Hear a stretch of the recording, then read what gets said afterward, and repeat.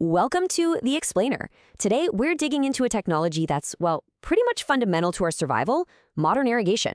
You know, how we get water to our crops is the absolute foundation of our food system, and the way we do it is going through this quiet but super critical revolution. So, to really get why this matters so much, let's just start with one pretty staggering fact. Farming, growing our food, eats up over 2/3 of all the world's available freshwater. That is a massive slice of the pie, which means getting more efficient with that water isn't just a nice idea, it's an absolute must for our future. Okay, so here's our game plan. First up, we're going to talk about our planet's thirst, just to get a handle on the scale of the problem. Then, we'll take a trip back in time, from ancient flood irrigation to the super focused methods we have today. After that, we'll get into the nitty-gritty of the two big technologies, drip and sprinklers, before looking ahead to see what's on the horizon for watering the future. All right, section 1, our planet's thirst. And look, this isn't just about growing more food. It's about figuring out how we can possibly do that on a planet where the water supply is, finite. This quote here from irrigation expert R.K. Biswas really just says it all, doesn't it? With the global population hurtling towards 10 billion people, our demand for irrigation water has just exploded, and that is putting some serious, unprecedented stress on our rivers, our lakes, and our groundwater. So, how'd we end up here? Well, for most of human history, our irrigation methods were, let's just say they were pretty blunt instruments. Let's do a quick flyby of how we've watered our crops over the years. For literally thousands of years, starting way back around 6000 BC, flood irrigation was pretty much the only game in town. You just flooded the field. But then, a simple, totally accidental discovery in the 1940s changed everything.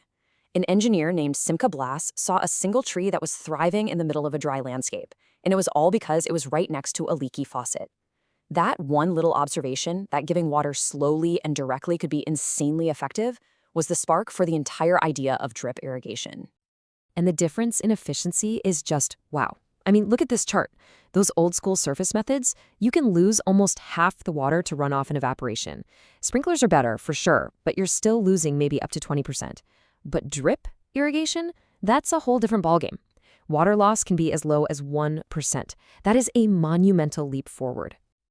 And that brings us right into section 3, and the real star of the show, the drip system. This thing isn't just about saving water, it's about completely changing the whole relationship between a plant and the resources it needs to grow. The core idea is so simple, but it's incredibly powerful. You just deliver the exact amount of water and nutrients the plant needs, right to the root zone where it can actually use it, and absolutely nowhere else. This just slashes waste and basically creates the perfect little environment for that plant to thrive. Now, getting that level of precision takes a really carefully engineered network. You might look at this and think, okay, it's just a hose with holes in it. But it's actually a super complex system of pumps and filters and tubes, all designed to work together perfectly, as we're about to see. So here's the play-by-play. A pump pulls water from the source. It then goes through what's called a control head, which is super important. It filters the water and can even inject precise amounts of fertilizer. From there, a whole network of pipes spreads the water out to smaller tubes running right alongside the crops, where these tiny little emitters deliver to the soil literally drop by drop. And the results? I mean, they're just dramatic. Just look at this data. Take sugarcane. You get a 33% bump in your yield while using 56% less water. Or tomatoes, a 50% bigger harvest with 39% water savings. It's this double whammy, more crop per drop, that makes drip so revolutionary. But, it's not perfect silver bullet. The water savings and bigger yields are obviously huge wins, but the trade-offs are real.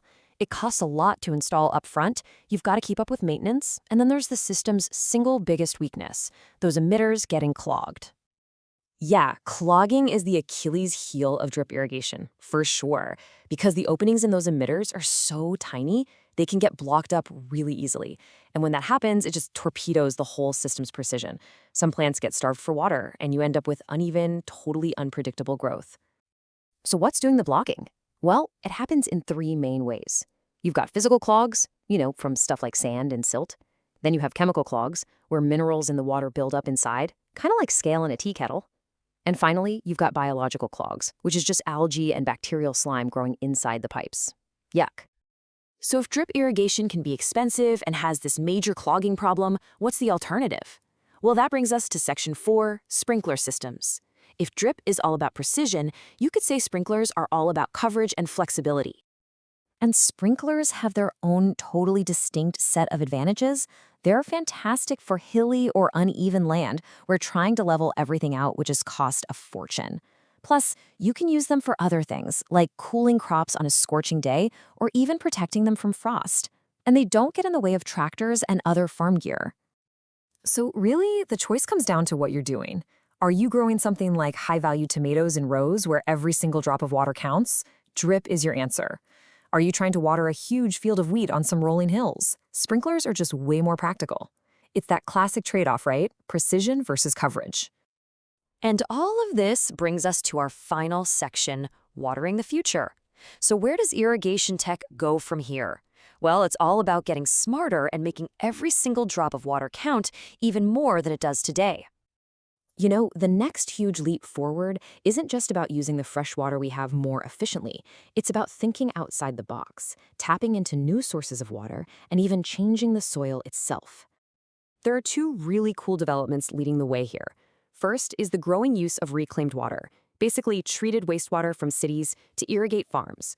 Second is using these advanced soil conditioners, like absorbent polymers.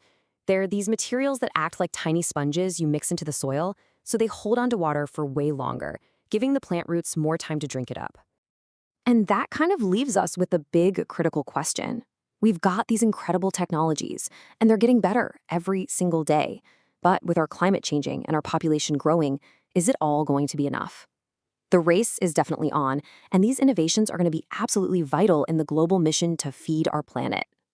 You know, from a leaky faucet sparking a whole global industry to polymers that literally act like sponges in the dirt, the story of irrigation is just a story of constant human ingenuity. Understanding these systems, their pros, their cons, is really the first step to appreciating both the massive challenge we have ahead of us and the incredible solutions being developed to meet it.